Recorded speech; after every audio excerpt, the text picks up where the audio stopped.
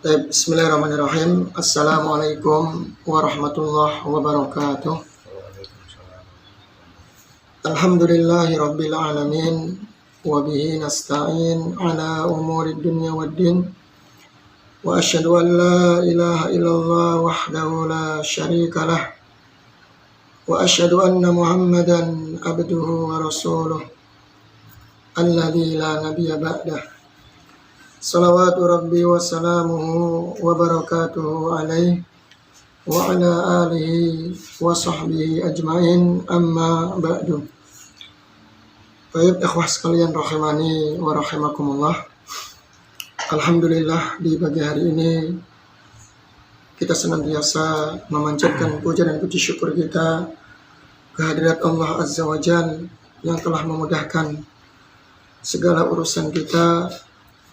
Dan sampai detik ini Allah Subhanahu wa Ta'ala tancapkan kepada diri kita keimanan, sehingga dengan iman inilah kita bisa melaksanakan atau merasakan manisnya ibadah kepada Allah Azza wa Jalla. Baik, kita lanjutkan kajian kita terkait dengan al-aqidah sahihah wa ma yudaduha. Akidah yang sahih dan lawannya. Lawan dari akidah yang sahih itu akidah yang batil. Syekh bin Baz rahimahullah taala di sini mengatakan, "Faminal imani billahi subhanahu al-imanu bi annahu al-ilahul haqqu al-mustahiqqu lil ibadah." Jadi kata beliau, setelah menjelaskan tentang rukun iman ini ayat, rukun-rukun iman yang wajib kita imani, ya. Kemudian beliau juga mendatangkan dalil-dalil dari Al-Quran dan Sunnah. Kenapa rukun iman ini merupakan rukun ilmu yang paling pokok yang wajib diimani oleh setiap muslim? Karena benarnya iman kepada rukun iman ini, 6 dari rukun iman ini, maka akan membuahkan insya Allah akidah yang lurus. Kata beliau, di antara iman kepada Allah Subhanahu wa Ta'ala, al-imanu bi annahu al-ilah, yaitu mengimani bahwa dia adalah sesembahan yang hak. Ini ya, di antara iman kepada Allah tidak sekedar hanya mengakui saja, tapi harus meyakini dengan sebenar-benarnya bahwasanya Allah itu sesembahan yang hak. Ya, sekalipun orang menganggap banyak sesembahan di dunia ini, mau itu pohon, mau itu kuburan, mau itu matahari atau benda-benda yang lain atau makhluk-makhluk yang lainnya, ingat semua itulah batil. Ya, sesembahan semua itu batil, yang berhak disembah, sesembahan yang hak hanya Allah Subhanahu wa Ta'ala. Kemarin kita singgung ya, ada yang menafsirkan bahwasanya la ilaha illallah, tidak ada Tuhan selain Allah, sehingga mereka mengatakan bahwasannya hakikat sesembahan itu adalah Allah. Maka orang-orang yang menyembah pohon, ya, menyembah matahari, menyembah apalagi itu kuburan mungkin, atau mungkin berhala, mereka hakikatnya menyembah Allah. Ini suatu akidah yang batil. Ya, hakikatnya mereka sembah itu Allah katanya. Ya, hanya saja tadi berbeda-beda bentuknya. Ini sebuah kekeliruan yang fatal, yang rusak. Orang-orang musyrikun saja di zaman dulu nggak separah ini gitu. Orang-orang musyrik yang kita singgung di pelajaran yang lalu, mereka masih mengakui akan rububiyah Allah, ya. Kebesaran Allah yang memberi rezeki, yang menciptakan mereka, itu Allah, mereka tahu. Namun hanya saja mereka beralasan ketika mereka menyembah matahari, mungkin menyembah pohon, menyembah batu, atau menyembah kuburan yang dikeramatkan, mereka menganggap ini hanya wasilah saja. Ya kan? Ini hanya perantara. Hakikat mereka apa yang mereka sembah? Allah. Ya. Ini lebih parah seperti itu. Ini harus kita ketahui yang seperti ini, agar kita tidak meyakini hal yang menyimpang. Ya, menyimpang. Baik. Jadi termasuk iman kepada Allah Azza wa Jal, yaitu mengimani bahwasanya Allah itu sesembahan yang hak. Jadi seluruh sesembahan dari selain Allah batil. Apa dalilnya? Dalam surat Luqman disebutkan, "Dzalika bi anna Allaha huwal haq wa anna ma yad'una min dunihil batil." Sesungguhnya sesembahan ya. Dzalika bi anna Allah. Yang demikian itu bahwasanya Allah itu adalah sesembahan yang hak. Dzalika bi anna Allah huwal haq. Bahwasanya Allah itu sesembahan yang hak. Wa anna ma yad'una min dunihil batil. Adapun sesembahan dari selain Allah maka batil, tidak dianggap. Ya tidak dianggap, bukan kemudian dikatakan apa? Enggak masalah sesembahan kepada selain Allah. Yang penting apa? Tujuannya adalah Allah. Itu keliru. Ya, itu keliru. Ini sangat fatal, rusak akidahnya yang seperti itu. Bahkan mereka katakan apa?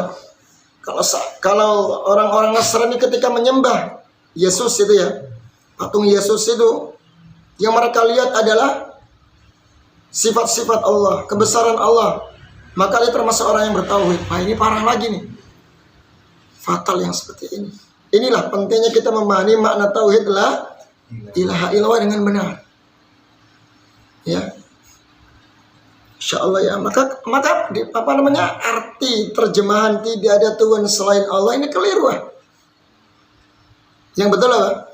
Tidak ada Tuhan yang berhak disembah. Itu yang berhak disembah, melainkan hanya Allah. Itu yang benar terjemahannya.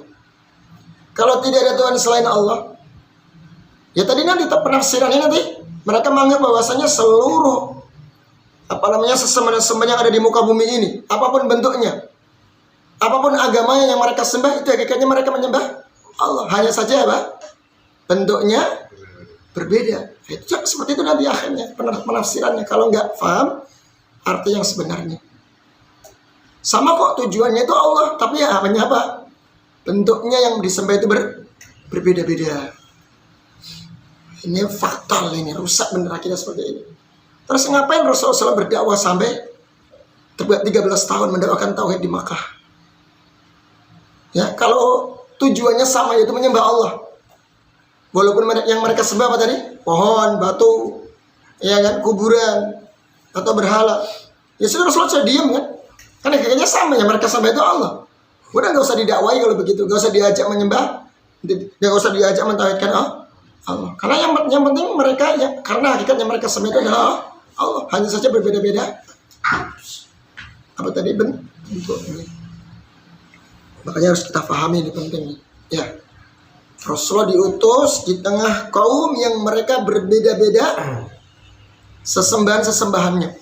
Udah nyembah pohon, batu, ya, kemudian orang-orang soleh, nabi, bahkan disembah mereka, malaikat mereka sembah. Ya.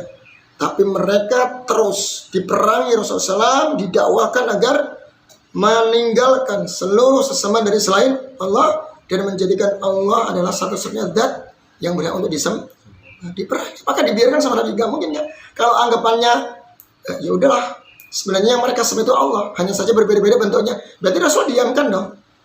Biarkan saja kalau begitu ya. Ngapain Rasulullah sampai berdakwah 13 tahun? Capek-capek amat sih. Kan gitu ya. Ya udah biarkan saja. Tapi nggak seperti itu. Ternyata akidah ini menyembah kepada selain Allah, apapun alasannya ya, mau itu wasilah, mau itu minta syafaat, batil, nggak dibenarkan. Paham ya? Ya, dia yang berhak untuk disembah, diibadahi. Ya, Allah ilah yang berhak untuk diibadahi. Duna kulli ma siwah. Ya, selain dari semuanya. Yang berhak untuk diibadahi ya, bukan dari selainnya. Jadi selainnya itu, selain dari Allah, batil, sesembahan yang batil. Liqaunihi khaliqul ibad atau liqaunihi khaliqal ibad. Karena Allah Subhanahu wa taala adalah pencipta, sang pencipta hamba. Sudah saya sering sampaikan kaidahnya bahwa mentauhidkan rububiyah keyakinan seseorang terhadap tauhid rububiyah mengharuskan mentauhidkan uluhiyah, melazimkan atau menetapkan tauhid uluhiyah. Kalau kita mengakui Allah Subhanahu wa taala yang menciptakan, yang memberi rezeki, yang mengatur alam semesta, yang merajai seluruhnya, ya, berarti Allah juga yang berhak untuk disembah. Kan begitu konsekuensinya. Kita tahu kebesaran Allah yang seperti itu dahsyatnya. Huwallazi khalaqalakum ma fil ardi jami'an, huwallazi khalaqalakum ya ayyuhan nasu ubudu rabbakumul ladzi khalaqakum walladzina min qablikum. Dialah Allah yang menciptakan kalian dan orang-orang sebelum kalian. La'allakum tattaqun. Alladzi ja'ala lakumul arda firash. Dialah Allah yang telah menjadikan bumi sebagai hamparan. Was-samaa'a bina, dan langit sebagai atap, ya. Bangunan itu atap. Wa anzala minas samaa'i ma'a, dan Allah turunkan juga dari langit air hujan, ya. Fa akhraja bihi minas samarati rizqan lakum. Dari air laut, dari air hujan ini kemudian bisa menumbuhkan tanaman-tanaman, berbagai tumbuh-tumbuhan dan buah-buahan sebagai bentuk rizki kepada kalian. Jadi Allah di sini memperlihatkan kepada kita gimana kebesarannya. Mulai dari menciptakan kalian, kemudian apa? Tadi menjadikan langit sebagai atap, menjadikan bumi sebagai tempat tinggal kita, hamparan untuk tempat tinggal kita. Kemudian dari situ tidak cukup dari situ, Allah turunkan air hujan dari langit.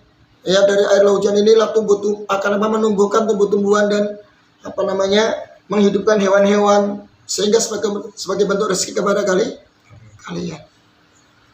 Apakah yang seperti ini kemudian kita sia-siakan? Kemudian kita beribadah kepada selainnya? Ingat, Allah ingin memperlihatkan itulah kebesarannya. Coba kita berpikir itu. Coba antum berpikir, sehebat inilah Allah Subhanahu wa taala, ya, yang menciptakan kalian dan seterusnya. Kenapa kalian menyembah kepada makhluk? Seharusnya dia yang punya kelebihan dan kehebatan seperti ini, maka dialah yang berhak untuk disembah. Jadi di sini kita diajak berpikir. Ini loh Tuhan kamu yang seperti ini sifatnya, menciptakan, menurunkan hujan, yang menciptakan langit dan bumi dan seterusnya. Masa kalian masih meragukan kehebatannya? Justru kalian yang meminta kepada selain Allah. Ya, kita diajak berpikir seperti itu. Baik. Wal muhsin ilaihim. Karena Allah menciptakan hambanya dan Allah lah yang sayang kepada mereka, yang telah memberikan kebaikan kepada mereka. Banyak kebaikan-kebaikan yang terkadang kita tidak sadar. Mungkin diantaranya nikmat sehat ini. Terkadang kita lupa. Kita sadar mahalnya nikmat sehat ini ketika sudah sakit biasanya. Ternyata sehat itu nikmat yang luar biasa. Kapan kita rasakan seperti itu? Ketika sudah sakit, nggak bisa ngapa-ngapain, baru kita sadar. Oh ternyata kenapa kemarin saya waktu sehat, kenapa saya nggak membaca Al-Quran, nggak beribadah dengan benar, bisa begini melakukan. Ternyata kalau sudah sakit ya udah nggak bisa ngapa-ngapain ya. Sakit gigi saja ya, udah ya. Mau ngapain aja sudah repot. Ya mau makan nggak bisa, ya kan mau berpikir apa lagi nggak bisa karena kesakitan giginya. Itu baru sakit gigi, belum yang lainnya ya. Maka orang yang merasakan nikmatnya sehat itu ketika dia sakit, baru rasakan itu. Tapi kalau dia nggak sakit, nggak bisa merasakan mahalnya nikmat sehat. Ya, dianggap hal yang ya biasa, hal yang sepele. Sama peluang waktu itu, masya Allah ya. Orang akan merasakan mahalnya waktu atau nikmatnya waktu itu apa? Ketika dia sudah sibuk, super sibuk sudah. Kenapa dulu waktu saya masih luang, masih banyak waktu, ya? Kenapa saya nggak belajar begini dan begitu? Ketika disibukkan dengan banyak urusan. Nah ini, makanya harus kita seorang Muslim harus berusaha untuk cerdas ya dalam mengatur waktu dan memanfaatkan waktu sehat kita ini. Dan banyak lagi kebaikan-kebaikan yang Allah berikan kepada kita. Kebaikan dari segi anggota tubuh kita yang normal, ya. Allah berikan penglihatan, Allah berikan kita pendengaran, Allah ciptakan kita bentuk yang sempurna, masya Allah ya. Itu harus kita syukuri, yang tidak dimiliki oleh makhluk yang lain. Wal qa'im bi arzakihim, dan Allah yang telah menjamin rezeki mereka. Nah ini ya, menciptakan kita, berbuat baik kepada kita. Jadi Allah ketika ciptakan kita bukan sia-sia begitu saja, tapi Allah berikan rezeki kan kepada kita. Allah utus seorang Rasul. Bayangkan coba kalau nggak ada Rasul yang diutus, kita bisa nggak ibadah kepada Allah? Nggak akan bisa kan? Kemudian setelah Allah utus seorang Rasul, Allah juga ciptakan Allah berikan rezeki kepada kita semuanya. Semuanya kita sudah menanggung rezeki masing-masing. Artinya setelah Allah ciptakan itu nggak disia-siakan begitu, enggak. Ya, Allah berikan rezeki, Allah utus seorang Rasul yang membimbing kita agar kita tahu mana jalan yang hak dan jalan yang batil, agar kita selamat dunia dan di akhirat. Begitu ya. Terus berpikir sejauh itu. Jangan kemudian kita ciptakan dunia untuk hidup, makan, tidur, selesai, mati, enggak. Kita pikir seperti itu. Saking sayangnya Allah kepada kita, Allah sudah jamin rezeki orang, hamba-hamba kita masing-masing. Ya, bahkan salah seorang ulama seperti Syekh Hasan Al-Basri pernah mengatakan, ada 4 hal yang membuat diriku tenang. Yang pertama, saya tahu bahwasanya rezeki saya tidak akan dimakan oleh orang lain, maka saya tenang. Ya, rezekiku tidak akan diambil, tidak akan tertukar oleh rezeki orang, maka saya tenang. Saya tahu ibadahku itu tidak ada yang bisa mewakiliku. Tidak ada yang bisa melaksanakan ibadahku melainkan diriku sendiri. Maka saya semangat untuk melakukan ibadah. Karena kita punya tanggung jawab masing-masing, ya kan. Untuk ibadah nggak bisa diwakilkan kepada orang lain. Sholat ya masing-masing, ya kan. Saya tahu ibadahku nggak bisa diwakilkan, nggak bisa digantikan oleh orang lain. Maka saya sungguh-sungguh dalam melaksanakan ibadah. Itu kata beliau. Ya. Apalagi itu kata beliau, ucapan beliau yang masyhur itu tentang masalah diantaranya itu ya, diantara masalah rezekinya, masalah ibadahnya. Ya, kemudian dia mengatakan juga, saya tahu bahwasannya Allah Subhanahu wa Ta'ala akan mencabut nyawaku dan saya akan mengakhiri hidupku di dunia ini. Maka saya mempersiapkan diri untuk berbekal sebanyak-banyaknya dari amal soleh. Kata beliau seperti itu. Ya. Jadi dengan demikian kita akan merasa tenang, ya. Walihadihil ibadah bi arzakihim wal alim bi sirrihim wa alaniyatihim. Dan Allah yang mengetahui rahasia-rahasia mereka. Dan juga Allah mengetahui yang nampak dari mereka. Jadi apa yang kita rahasiakan, apa yang ada dalam hati kita, itu Allah tahu. Ya'lamu ma nukhfi wa ma nu'lin. Ya. Jadi Allah mengetahui apa yang kita sembunyikan dalam diri kita dan apa yang kita nampakkan. Jadi kalau Allah, makanya dalam Islam itu ketika seseorang ingin berniat saja untuk melakukan kebaikan, sudah Allah catat sebagai amal kebaikan, pahala kebaikan. Nah nanti ketika dilaksanakan, Allah lipat gandakan, tambah lagi seperti itu, dapat 2 kali gitu ya. Bayangkan, niat yang baik saja sudah membuahkan pahala. Itu menunjukkan sayangnya Allah kepada kita. Iya. Bahkan kalau keburukan, niat dari keburukan Allah nggak catat sebagai amal keburukan, kecuali sudah dikerjakan, ya. Itu bedanya, masya Allah. Itu nggak sayang sekali kepada hambanya. Jadi apapun yang kita inginkan dari doa-doa yang dalam hati kita, Allah tahu. Ya, Allah tahu. Makanya ketika kita berdoa, ya, walaupun dengan hati yang dalam, diresapi dengan hati, itu Allah Maha mendengar. Nggak perlu teriak-teriak, ya. Nggak perlu kemudian cingrak-cingrak, nggak perlu. Karena Allah Maha mengetahui rahasia yang ada di dalam hati kita dan apa yang kita nampakkan. Al-qadir ala isabati muti'ihim wa iqabi asihim. Dan Allah yang mampu untuk memberikan pahala kepada orang yang taat kepadanya dan mengazab bagi yang memaksiatinya. Ini ya, Masya Allah. Jadi kalau kita faham ini semuanya, kita akan hati-hati melakukan perbuatan dosa dan maksiat. Ingat, ya, kita sembunyi dimanapun tempatnya, dimanapun rapatnya gitu ya. Allah Maha mengetahui apa yang kita lakukan. Ya, bagaimanapun niat-niat jahat kita yang kita simpan dalam hati kita, Allah Maha tahu apa isi hati kita. Maka kita hati-hati melakukan perbuatan dosa dan maksiat. Sebaliknya, ya, sekecil apapun kebaikan atau amal saleh yang kita kerjakan, sekalipun nggak dilihat oleh siapapun, yang kita sembunyikan, Allah tidak akan tidur. Allah akan tulis sebagai amal kebaikan. Jadi nggak perlu kita harus pamer, ya kan? Harus riak kepada manusia, karena kita yakin Allah Maha melihat. Selembut suara apapun, selembut selembut suara, ya, sekecil apapun amal ibadah yang kita kerjakan, Allah Maha melihatnya. Ya, Allah Maha melihat dan Maha mendengarnya. Kemudian oleh hadhil ibadati khalaqallahu saqalaini wa amarahum biha. Dikarenakan sebab untuk ibadah yang agung, ya, dikarenakan sebab ibadah inilah Allah ciptakan saqalain, apa? Manusia dan jin. Ya, dan Allah perintahkan mereka untuk beribadah. Coba kita renungkan kembali.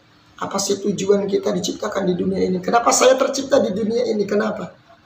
Ya, terkadang orang lupa sih kalau nggak diingatkan. Ingat untuk ibadah kepada Allah. Kalau untuk ibadah berarti kita harus mengabdikan. Harus berkorban nih. Jiwa kita, ya, harta kita, waktu kita untuk Allah, untuk Islam. Ya, semampu kita ya. Ingat yang wajib kita harus lakukan. Yang jelas yang wajib ya, dari amal sholat, zakat dan seterusnya. Semua kita yang wajib kita harus kita kerjakan. Ditambah-tambah lagi yang sunnah-sunnah, ya, karena itu akan menambahkan kecintaan Allah kepada hambanya. Ya, gitu ya. Kita ingat ibadah, tujuan kita diciptakan bukan hanya untuk, ya, makan, tidur, kemudian selesai mati, enggak. Kalau kita sadar tujuan kita diciptakan, maka kita akan kembali kepada Allah. Oh ya, ketika dia melenceng atau ketika dia menyimpang, lalai gitu ya, bermaksiat atau berdosa, ingat tujuan kita diciptakan. Mau sampai kapan kita seperti itu? Kembalilah kepada Allah, bertaubatlah, kan begitu, akan sadar kembali. Gitu ya. Jadi ingat, kalau kita sedang melenceng, atau kita futur, atau kita melakukan hal-hal yang tidak dibenarkan dalam urusan agama, maka kita ingat tujuan kita itu untuk ibadah diciptakan. Jangan sampai kemudian kita keluar dari jalur yang benar itu. Ya. Bertobatlah langsung kepada Allah Azza wa Jalla. Kama qala ta'ala, sebenarnya Allah berfirman, "Wa ma khalaqatul jinna wal insa illa liya'budun."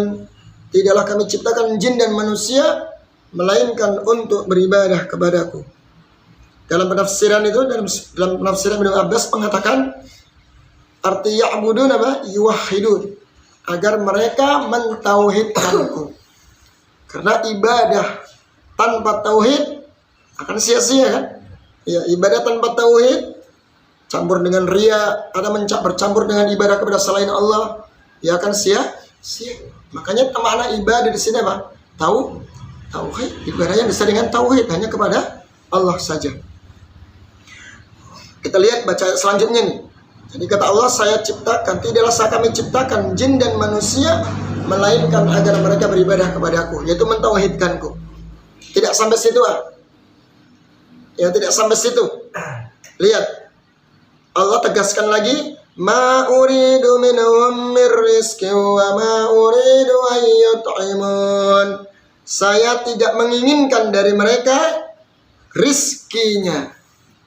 Artinya ketika Allah perintahkan kita untuk ibadah kepadanya itu bukan berarti Allah itu butuh kepada hambanya. Allah butuh rezekinya hamba, butuh makan kepada hambanya, enggak.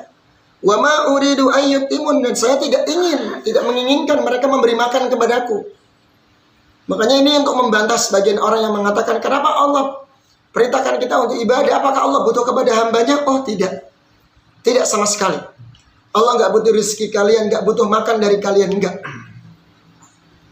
Jangan beranggapan ketika kita diperintahkan untuk ibadah ini ya, kemudian orang beranggapan, oh berarti Allah butuh sama hambanya dong. No. Sama sekali tidak. Justru kita yang butuh kepada Allah. Kadang orang seperti itu kan. Itu makhluk. Iya, sifat makhluk mungkin seperti itu. Ketika kita memerintahkan kepada seseorang, kita butuh kan. Berarti kepada orang tersebut itu sifat makhluk. Jangan samakan Allah dengan makhluk dong. Ketika Allah perintahkan ibadah, berarti Allah butuh kepada hambanya. Enggak, sama sekali enggak. Iya, enggak. Makanya ketika seseorang diuji oleh Allah Subhanahu wa Ta'ala, jangan kemudian dia menganggap Allah sedang hinakan ya. Jangan sampai. Jangan sampai seperti itu beranggapan. Terus innallaha huwar razzaqu dzul quwwatil matin. Dan Allah tegaskan lagi, sesungguhnya Allah itu dialah Ar-Razzaq, yang maha pemberi rezeki, yang rezekinya terus Allah alirkan kepada hamba-hambanya. Dzul quwwatil matin, yang memiliki kekuatan, ya, kekuatan yang matin, yang sangat kuat, kebesaran dan kekuatan yang sangat kuat. Artinya di sini, ya, ketika seseorang beribadah kepada Allah, mentauhidkan Allah, nggak usah ragu, nggak usah khawatir dengan masalah rezeki. Gitu loh.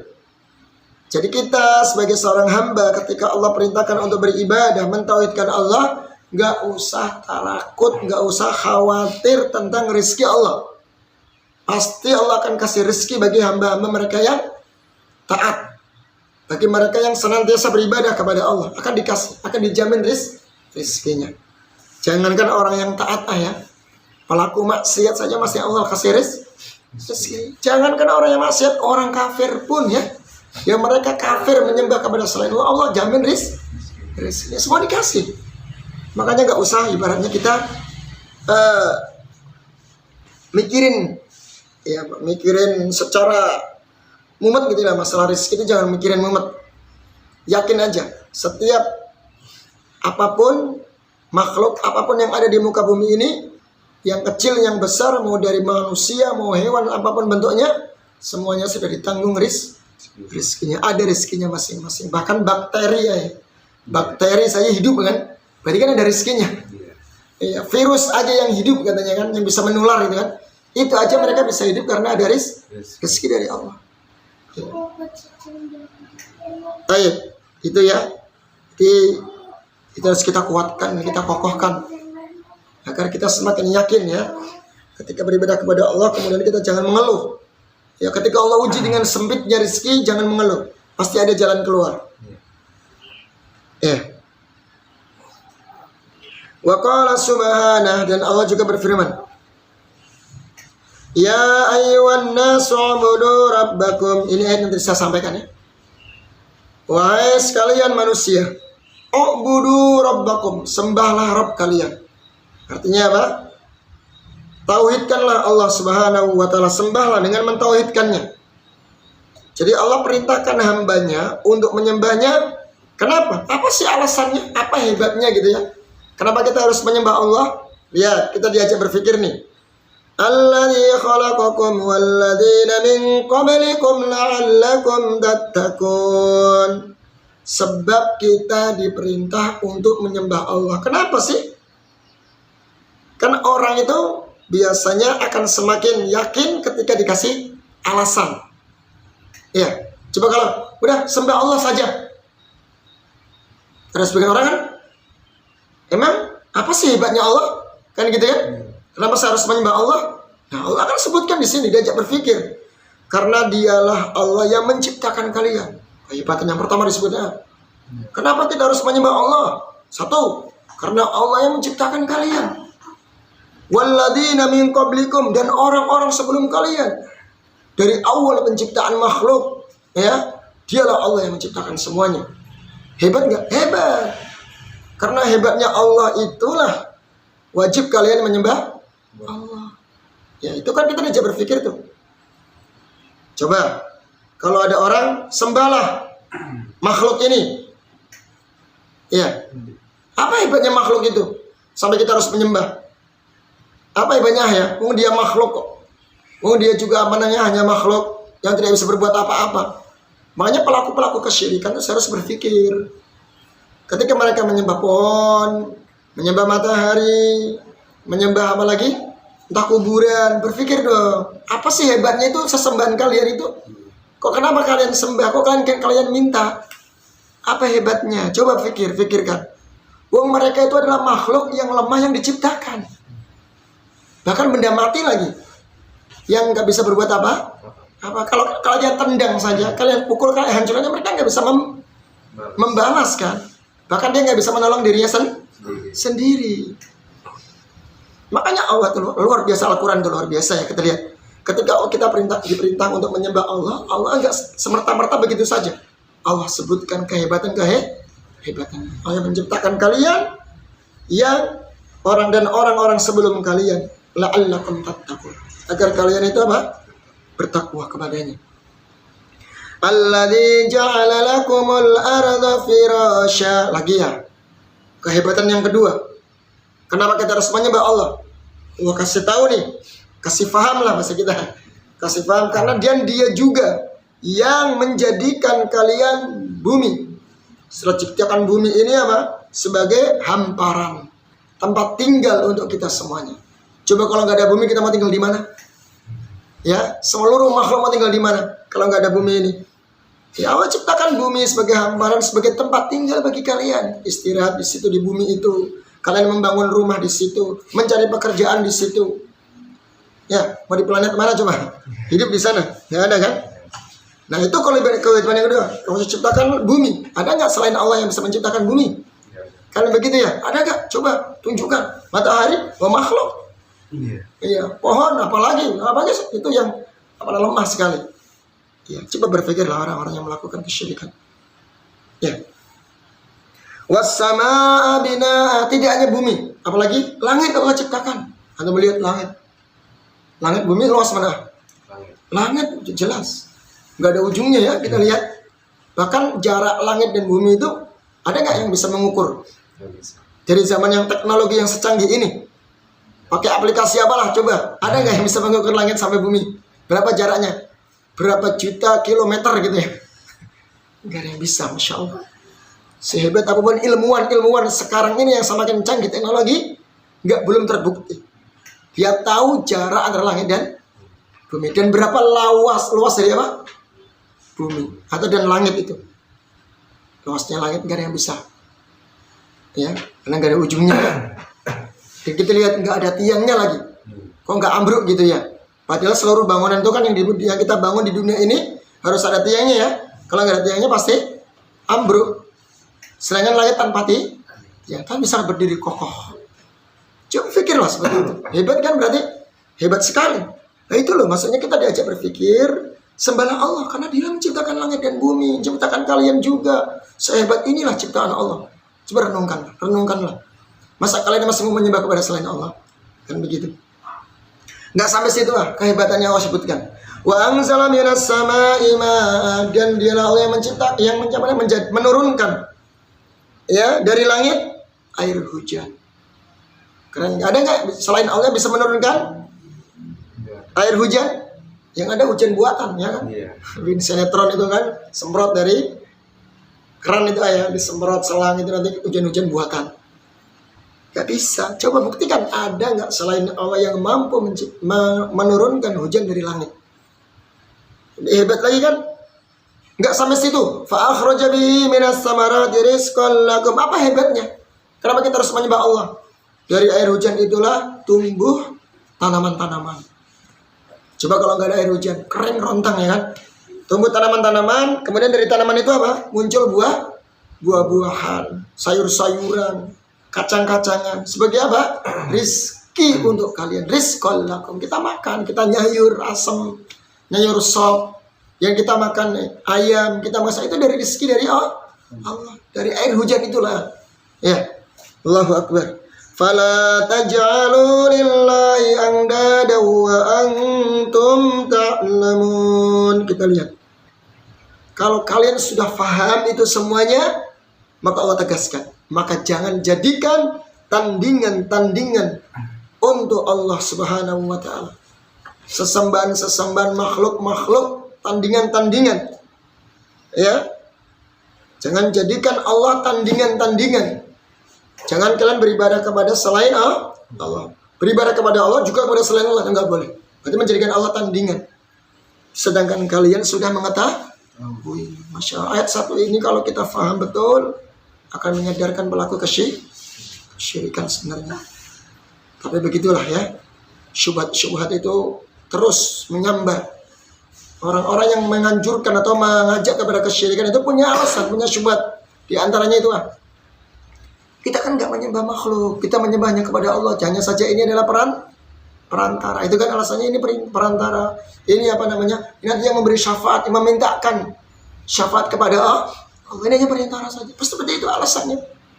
Apapun alasannya, batil. Tidak bisa. Karena itu makhluk yang tidak boleh kita mintai. Dan sekarang fenomena yang seperti itu banyak sekali ya. Mungkin sampai sini dulu ya.